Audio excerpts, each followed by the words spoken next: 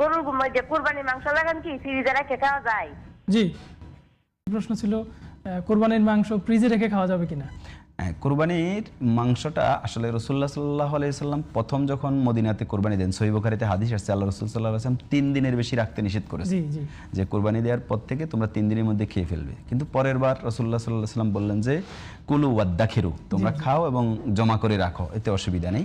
তো এই হাদিস দ্বারা বোঝা যায় যে যতদিন পর্যন্ত কোরবানি গোস্ত রেখে খাওয়া যায় এতে অসুবিধা নেই, ফ্রিজে রেখে, অথবা আরবের লোকজন যেটা করতো তখন তো ফ্রিজিং সিস্টেম ছিল না, তখন তারা শুকিয়ে রাখতো, শুকিয়ে একবারে শুকনা করে মানে শুটকির মতো করে রাখতো, এটা পরে একটু ভিজিয়ে নরম করে খেত। তবে রাসূলুল্লাহ সাল্লাল্লাহু আলাইহি ওয়াসাল্লাম প্রথম বছর যে নিষেধ করেছেন এটার কারণ ছিল দুর্ভিক্ষ ছিল তখন মদিনায়।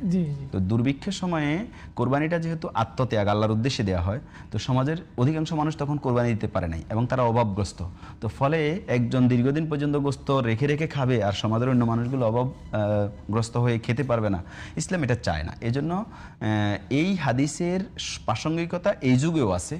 এবং এখনও যদি কোনো সোসাইটিতে কোনো সমাজে এমন হয় যে 2-1 জন ধনী ব্যক্তি শুধু কোরবানি দেয় আর অধিকাংশ মানুষ গরিব দরিদ্র সেখানে, এবং মানুষের আসলে এই খাওয়ার মতো অ্যারেঞ্জমেন্ট করার সুযোগ নেই, সেক্ষেত্রে ওই সমাজের জন্য উত্তম হচ্ছে যে তারা কোরবানির গোস্ত কম দিন রাখবে, অধিকাংশ মানুষকে বিলিয়ে দিবে, অন্যরা যাতে খেতে পারে এই সুযোগটা মানুষকে দিবে, এটাই হচ্ছে সর্বোত্তম পন্থা।